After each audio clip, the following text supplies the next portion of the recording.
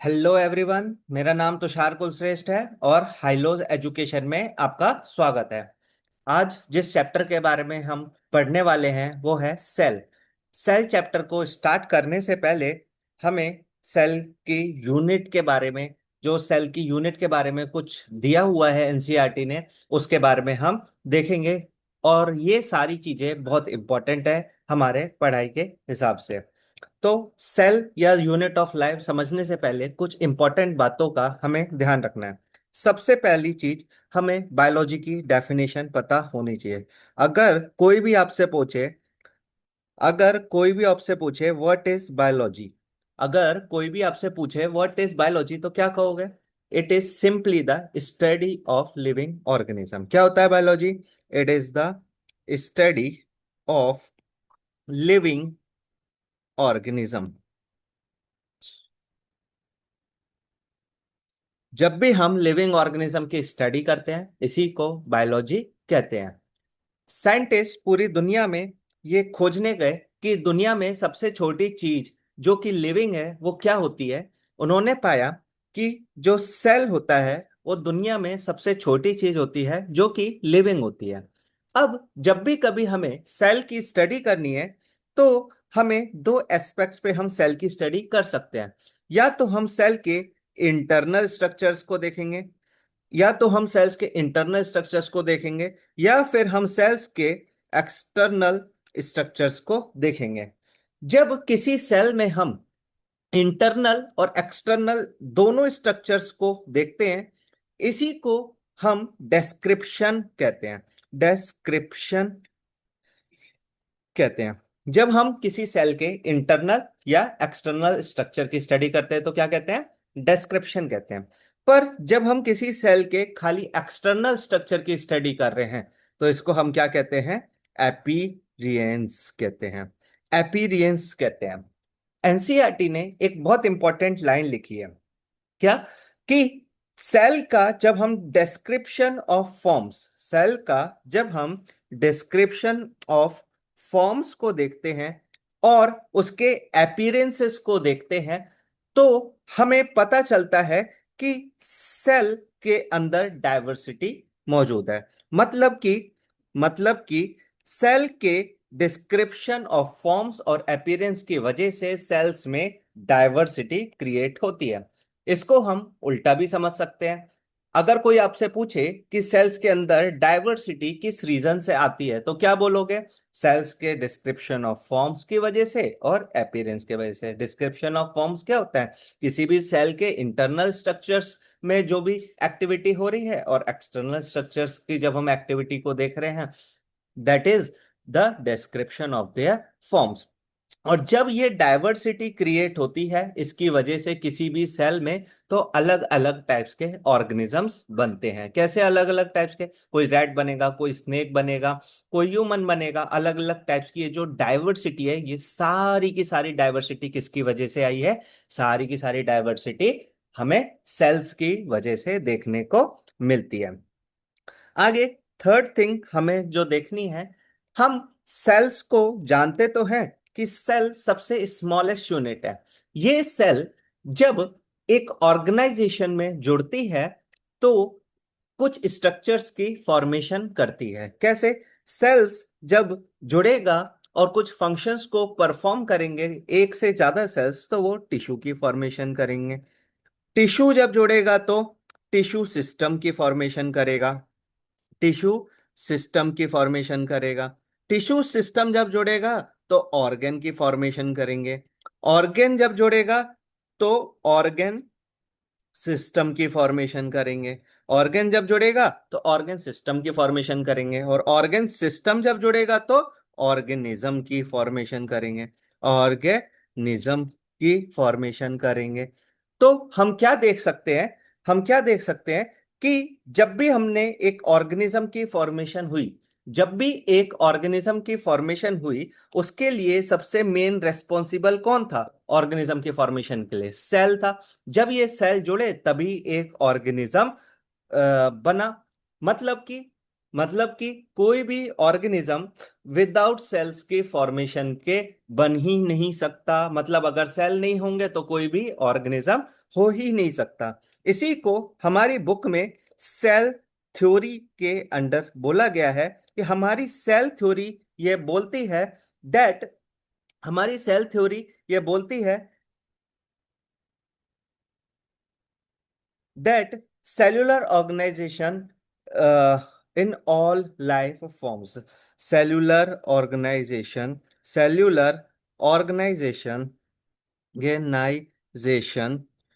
in all life forms.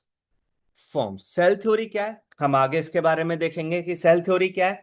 कि जो theory sales के बारे में बताती है, सेल्स कैसा दिखता है, सेल्स के फीचर्स क्या होते हैं, ये सारी चीजें हमें सेल थ्योरी में देखने को मिलती है। सेल सेल थ्योरी क्या होती है? सेल थ्योरी में सेल थ्योरी इज एक चीज हमें बताती है that it forms the cellular organisation of all life form. Cell theory हमें एक चीज बताती है कि सेलुलर ऑर्गेनाइजेशन हर एक लाइफ फॉर्म में इंपॉर्टेंट है। अगर ये सेल्स नहीं होंगे, सेलुलर ऑर्गेनाइजेशन नहीं होगा, तो लाइफ भी पॉसिबल नहीं है। नेक्स्ट थिंग, हमारी बुक में सेल थ्योरी के बारे में एक और चीज बोली गई है। सेल थ्योरी के बारे में एक और चीज बोली गई है that cell theory creates a sense of mystery. Cell theory creates a sense of mystery in terms of physiological and behaviour nature. मतलब कि अगर सेल्स का जो फिजियोलॉजिकल नेचर है, फिजियोलॉजिकल और बिहेवियर नेचर है एंड बिहेवियर फिजियोलॉजिकल, सेल्स का जो फिजियोलॉजिकल और बिहेवियर नेचर है, उसकी वजह से एक एक मिस्ट्री क्रिएट होती है। और वो मिस्ट्री क्या है, ध्यान से याद रखना, that is integrity of cellular organisation. Integrity of cellular organisation. इसका मतलब क्या है, ध्यान से देखो। अगर हम एक सेल लें अगर हम एक सेल लें तो सेल के अंदर बहुत सारी ऑर्गेनेलीज होंगी। इसके पास माइटोकॉन्ड्रिया हो सकता है, इसके पास न्यूक्लियस हो सकता है, इसके पास एंडोप्लाज्मिक रेटिकुलम हो सकता है, इसके पास गोल्गी हो सकता है और क्लोरोप्लास्ट, बहुत सारे ऑर्गेनेलीज हो सकते हैं।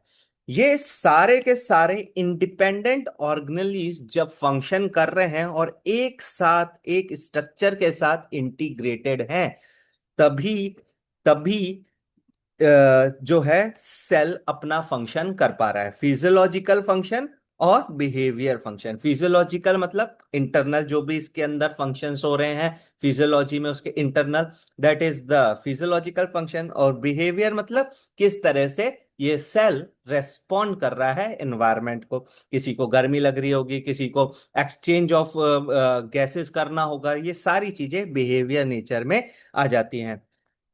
जब भी हम फिजियोलॉजिकल और बिहेवियर नेचर की बात कर रहे हैं जब भी हम फिजियोलॉजिकल और बिहेवियर नेचर की बात कर रहे हैं फिजियोलॉजिकल एंड बिहेवियर नेचर की बात कर रहे हैं, तो इसकी स्टडी करने के लिए हमें फिजियोकेमिकल अप्रोच की जरूरत पड़ती है। Physiochemical physiochemical approach physiochemical approach क्या होता है? फिजियोकेमिकल अप्रोच सिंपल, फिजियो मतलब फिजिक्स और केमिकल मतलब केमिस्ट्री। मतलब कि अगर हमें किसी सेल की स्टडी करनी है तो फिजिक्स आनी चाहिए। क्यों? एनर्जी किस तरह से फॉर्म हो रही है ये हमें फिजिक्स बताएगी। उसका मूवमेंट, सेल का मूवमेंट किस तरह से हो रहा है, ये सब हमें फिजिक्स बताएगा। केमिस्ट्री क्या बताएगी, केमिकल क्या बताएंगे? केमिकल हमें बताएंगे कि किस टाइप की रिएक्शंस हो रही है, किस तरह से रिएक्शंस हो रही है, केमिकल में रिएक्टेंट कौन सा था, प्रोडक्ट कौन सा था। तो जब भी हम कभी फिजियोलॉजिकल और बिहेवियर नेचर सेल्स की स्टडी करते हैं तो उसके लिए हमें फिजियोकेमिकल अप्रोच की जरूरत पड़ती है। सीधी सी बात है, जब भी हम कभी बायोलॉजी की स्टडी कर रहे हैं तो कभी भी ये पॉसिबल ही नहीं है कि बिना फिजिक्स और केमिस्ट्री के हम बायोलॉजी की स्टडी कर सकते हैं। अब ये स्टडी हम करते कैसे हैं, उसके लिए ध्यान से सुनो। जैसे ये कोई सेल है जैसे कोई सेल है। अब इस सेल के अंदर बहुत सारे ऑर्गेनेलीज हमने देखे थे, बहुत सारे ऑर्गेनेलीज प्रेजेंट होंगे। इस फिजियोकेमिकल अप्रोच की स्टडी करने के लिए हम हम इसके अंदर से एक सेल को ब्रेक करेंगे, सेल को ब्रेक करेंगे, ब्रेक करके इसके मॉलिक्यूल्स को निकालेंगे, मॉलिक्यूल्स को निकालेंगे, इंडिपेंडेंटली निकालेंगे, अलग अलग निकालेंगे, और इसके एलिमेंट्स एलिमेंट्स एंड कंपाउंड्स की स्टडी करेंगे। जैसे आप मान लीजिए कोई एक मॉलिक्यूल निकाल लिया, वो किस तरह से फंक्शन कर रहे हैं, किसी के अंदर भी कोई भी मॉलिक्यूल्स किस तरह से फंक्शन कर रहे हैं वो हमें सेल में रह के नहीं पता चल सकता। सीधी सी बात, उस इस तरह से समझो कि कार है, कार किस तरह से फंक्शन कर रही है, उसके लिए हमें इंजन को देखना पड़ेगा। अचानक चलते चलते कार रुक गई तो कैसे पता करोगे कि उसमें कहाँ पे गड़बड़ी आएगी, कहाँ पे गड़बड़ी आएगी, हमें कैसे पता चलेगा? तो पता कैसे चलेगा हमें? हम उसके इंजन को देखेंगे, सब टायर्स को देखेंगे, चीजों को चेक करेंगे, उसकी फिजियोलॉजी को चेक करेंगे, तब हमें पता चलेगा। वैसे ही सेल्स के बारे में जब भी हमें कभी जानना है तो सेल्स को हम ब्रेक करेंगे, उसके अंदर जो भी मॉलिक्यूल्स है उसको अलग निकालेंगे, अलग निकाल के इन मॉलिक्यूल्स की स्टडी करेंगे, इन मॉलिक्यूल्स की स्टडी करेंगे, और ये पता लगाएंगे कि कौन कौन से एलिमेंट्स हैं, कौन कौन से कंपाउंड्स हैं जो आपस में एक दूसरे से इंटरेक्ट कर रहे हैं और किस तरह से फंक्शन कर रहे हैं।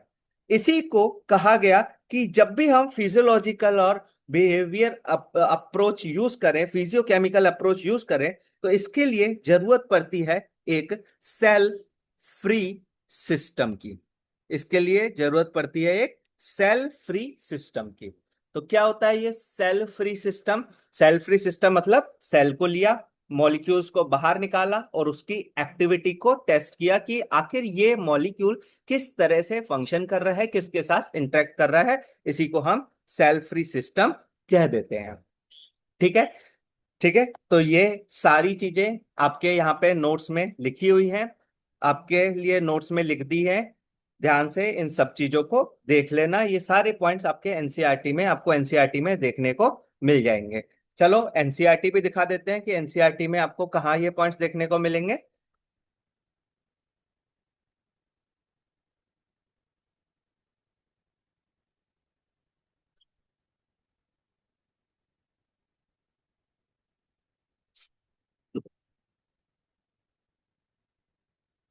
चलो देखो, हमारी यूनिट है cell structure and function, unit 3 cell structure and function. देखो सबसे पहले बायोलॉजी के बारे में बताया गया है। बायोलॉजी क्या है? It is the study of living organism. Cell की जब हम डिस्क्रिप्शन की बात करेंगे और डिस्क्रिप्शन ऑफ फॉर्म्स और उसके अपीयरेंस की बात करेंगे तो उसकी वजह से क्या क्रिएट होगी? डाइवर्सिटी क्रिएट होगी। डिस्क्रिप्शन मतलब बताया था क्या होता है, और डिस्क्रिप्शन ऑफ फॉर्म्स बताया था, और अपीयरेंस बताया था। अपीयरेंस क्या होता है? एक्सटर्नल स्ट्रक्चर्स को जब हम देखेंगे। आगे देखो सेल थ्योरी क्या बताती है? That unity underlying the diversity of form, मतलब cellular organization in life forms, जितने भी लाइफ फॉर्म्स हैं वो सेल्स से ही बने हैं, बिना सेल्स के फॉर्मेशन नहीं हो सकती। आगे देखो, ये जो डिस्क्रिप्शन है, सेल थ्योरी क्रिएटेड है sense of mystery. Cell theory क्या बना रही है? एक मिस्ट्री क्रिएट कर रही है। और किस सेंस में मिस्ट्री क्रिएट कर रही है? फिजियोलॉजिकल और बिहेवियर प्रोसेस में। कैसी मिस्ट्री है ये? Requirement of integrity of cellular organisation. जितनी भी सेलुलर ऑर्गेनाइजेशन है वो अकेले काम नहीं कर सकती, उन सबको इंटीग्रेट होना पड़ेगा, जोड़ना पड़ेगा, तब जाके एक सेल की फॉर्मेशन होगी और तभी कोई चीज फंक्शन कर सकती है। आगे देखते हैं, आगे देखते हैं। ठीक है, जब हम फिजियोलॉजिकल स्टडी करते हैं, जब हम फिजियोलॉजिकल स्टडी करते हैं या बिहेवियर प्रोसेस की स्टडी करते हैं, इसको हम फिजियोकेमिकल अप्रोच से समझ सकते हैं। किसमें? सेल फ्री सिस्टम में। किसमें समझ सकते हैं हम? सेल फ्री सिस्टम में। अब आपको अच्छे से समझ में आ गया होगा कि ये सेल फ्री सिस्टम क्या होता है, कैसे हम सेल फ्री सिस्टम यूज कर रहे हैं। सेल्स के अंदर जो भी मॉलिक्यूल्स हैं, एलिमेंट्स हैं, कंपाउंड्स हैं, उसको सेल के बाहर निकाल के टेस्ट करना है ना, कि किस तरह से फंक्शन कर रहे हैं। इसी को हम सेल फ्री सिस्टम कह दे रहे हैं। फिजियोकेमिकल का भी मतलब समझ में आ जाना चाहिए। और इसके लिए हम क्या यूज करते हैं? मॉलिक्यूलर टर्म्स, मॉलिक्यूल्स लेवल पे जाना पड़ेगा, हमें छोटे लेवल पे जाना पड़ेगा, तब जाके हमें समझ में आएगा कि कोई भी एलिमेंट्स और कंपाउंड्स किस तरह से फंक्शन कर रहे हैं, हमारी बॉडी, हमारा सेल किस तरह से एक लिविंग एंटिटी के जैसे फंक्शन करते हैं। ठीक है, ठीक है, चलो आगे देखते हैं। अब आगे हमारा एक टॉपिक है, that is reductionist biologist. Reductionist list biology बहुत इंपॉर्टेंट टॉपिक है और लेटेस्ट टॉपिक है। नीट में सबसे लेटेस्ट ये टॉपिक आ चुका है। 2025 का जो नीट का पेपर हुआ था, उसमें यहां से क्वेश्चन पूछे गए थे कि रिडक्शनलिस्ट बायोलॉजिस्ट क्या होता है। तो इसको समझने के लिए, रिडक्शनलिस्ट बायोलॉजिस्ट को समझने के लिए, इसके पहले टर्मिनोलॉजी पे जाते हैं। क्या दिख रहा है? रिडक्शनलिस्ट, नाम से क्या लग रहा होगा? रिड्यूस। रिडक्शनलिस्ट मतलब रिड्यूस, और बायोलॉजी मतलब स्टडी ऑफ लिविंग ऑर्गेनिज्म। तो ऐसा कोई व्यक्ति जो बायोलॉजी की स्टडी रिड्यूस करके पढ़े, उसके सारे कंपोनेंट्स को ब्रेक डाउन करके पढ़े, सिंपल टर्म में हम इसको क्या कह देंगे? रिडक्शनलिस्ट बायोलॉजिस्ट कह देंगे। जब भी हम रिडक्शनलिस्ट बायोलॉजिस्ट की बात करेंगे तो हमें कुछ चीजों को समझना है कि आखिर ये स्टडी होती कैसे है। हम जब भी किसी सेल को देखते हैं तो सेल के अंदर जितनी भी एक्टिविटी ज्यादातर हो रही है, एनालिसिस ये बताती है कि जो सारी एक्टिविटी है it is because of organic compounds. किसकी वजह से हो रही है? ऑर्गेनिक कंपाउंड्स की वजह से हो रही है। और हम आगे चैप्टर्स में, बायोमोलिक्यूल्स चैप्टर्स में हम पढ़ेंगे कि ये जो ऑर्गेनिक कंपाउंड्स हैं ये चार प्रकार के हमें हमें देखने को मिलते हैं। कौन कौन से? हमें प्रोटीन्स देखने को मिलते हैं, हमें लिपिड्स देखने को मिलते हैं, हमें हमें कार्बोहाइड्रेट्स देखने को मिलते हैं, हाइड्रेट्स देखने को मिलते हैं, और हमें न्यूक्लिक एसिड्स देखने को मिलते हैं। न्यूक्लिक एसिड्स देखने को मिलते हैं। और ऐसा ही नहीं, ये चारों कंपोनेंट्स तो एक लिविंग ऑर्गेनिज्म के लिए होना जरूरी है ही है, पर बहुत सारे इनऑर्गेनिक मॉलिक्यूल्स भी जब होते हैं तब कोई लिविंग ऑर्गेनिज्म का फंक्शन परफॉर्म हो पाता है। तो क्वेश्चन ये है कि ऐसे कौन से कंपोनेंट्स हैं लिविंग ऑर्गेनिज्म के अंदर जो कि इन मॉलिक्यूल्स की वजह से चल रहे हैं। कौन कौन से कंपोनेंट्स हैं? ध्यान से देखो। अगर हमारी बॉडी के अंदर डाइजेशन हो रहा है, डाइजेशन की प्रोसेस किसकी वजह से हो रही है? इन्हीं मॉलिक्यूल्स की वजह से हो रही है। क्यों? हम डाइजेशन में हम क्या देखते हैं? आपने 10th क्लास में पढ़ा होगा, पेप्सिन नाम का एक एंजाइम। ये क्या करता था? प्रोटीन का डाइजेशन कराने में हेल्प करता था। तो पेप्सिन क्या है? एक एंजाइम है, और अगर ये एंजाइम है तो ये एक टाइप का ऑर्गेनिक कंपाउंड है जिसकी वजह से सारे फंक्शन हो रहे हैं। कभी हमें बुखार आ जाता है, क्यों आ जाता है? ये जो एंजाइम्स होते हैं ये अपनी एक्टिविटी को लूज कर देते हैं तो हमें वीक महसूस होने लगता है। और कौन सी एक्टिविटी हो सकती है? हमारी एनसीईआरटी में एक्सक्रीशन दी हुई है, एक्सक्रीशन दी हुई है, एक्सक्रीशन। मेमोरी दी हुई है, मेमोरी। मेमोरी में कुछ न्यूरो ट्रांसमीटर्स होते हैं, न्यूरो न्यूरो ट्रांसमीटर्स होते हैं जो कि एक सेल से, एक नर्व सेल से दूसरे नर्व सेल में, एक सेल से दूसरे सेल में जाते हैं और इंफॉर्मेशन को ट्रांसमिट करते हैं। ये भी सारे के सारे मॉलिक्यूल्स की ही एक्टिविटी है जिसकी वजह से कोई अपना फंक्शन कर पा रहा है। ठीक है, तो ये जो फिजियोकेमिकल अप्रोच है स्टडी की, ये जो फिजियोकेमिकल अप्रोच है स्टडी की, इसी को हम रिडक्शनलिस्ट बायोलॉजिस्ट कह देते हैं। आप अच्छे से समझ रहे होगे। फिजियो मतलब फिजिक्स, और केमिकल मतलब केमिस्ट्री। तो कोई भी अगर बायोलॉजी को अच्छे से पढ़ता है, उसकी फिजियोलॉजिकल फंक्शंस को समझता है और केमिकल फंक्शंस को जब समझता है, तो ऐसे व्यक्ति को हम क्या कह देते हैं? रिडक्शनलिस्ट बायोलॉजी कह देते हैं। ऐसी स्टडी को हम क्या कह देते हैं? रिडक्शनलिस्ट रिडक्शनलिस्ट बायोलॉजी कह देते हैं। रिडक्शनलिस्ट बायोलॉजी कह देते हैं। तो समझ में आया कि किसी भी बायोलॉजी की स्टडी इनकम्प्लीट होती है जब तक कि हम उसकी फिजिक्स की स्टडी नहीं कर लें और उसमें केमिस्ट्री की स्टडी नहीं कर लें। यही सारे पॉइंट्स हमने यहाँ पे आपके लिए नोट्स में तैयार करके रख दिए हैं। इसको एक बार एनसीईआरटी में भी देख लेते हैं कि एनसीईआरटी ने इसको कहाँ पे लिखा हुआ है। ठीक है, देखो, what are these compounds inside the cell? Excretion, memory, defence, recognisation के लिए जो सारे के सारे यूज होते हैं। एक्सक्रीशन बताया था, मेमोरी बताया था, कैसे मेमोरी में काम आ रहा है।